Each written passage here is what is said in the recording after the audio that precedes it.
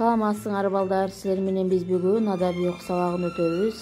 Сабактын темасы дарак ыйлайбы.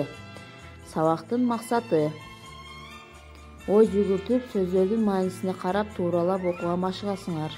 Эске сактооңор, кабыл алууңар, сөз байлыгыңар калыптанат. Адептүү, акылдуу, билимдүү болууга үйрөнөсүңөр. Марат ташмылтык жасаганга ылайык ачекей бутак издеп жүрүп, аны үйдүн тушундагы ак кайыңдын төмөнкү бутагынан тапты. Чөнтөгүнөн макисин алып чыгып, ачекейди кесип алды. Кайыңдын түбүнө отуруп, анын кабыгын тазалады. Ошол кезде колуна тамчы тып этип тамды.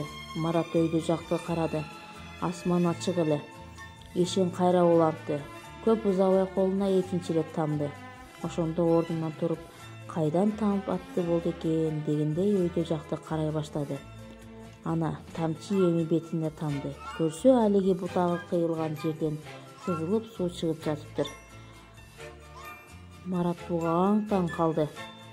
Ал тамчыны үйүнө келгенден кийин да унута албады. Бул жөнүндө атасына да айтты. Атасы ойлонуп калды. Жер бетинде көгөрүп турган өсүмдүктүн баары адамдар сыяктуу эле тирүү, деди ал. Кыйладан кийин аларды сындырсаң, кыйсаң, эти оору жабыркайт, кыйналат. Марат атасына таң кала карады. Чын элеби? Тиги тамчы бекер тамды дейсиңби, уулум? Деп сөзүн улантты атасы. Ал жөнөкөй тамчы эмес, кайыңдын көз жашы го. Балким кесилген жеринин ооруганына чыдабай ыйлап жаткан чыгар. Балдар, китебиңерде жок азым деген ырдын 2 куплетин жаттап, мага айтып бергиле. Саламатта калгыла балдар.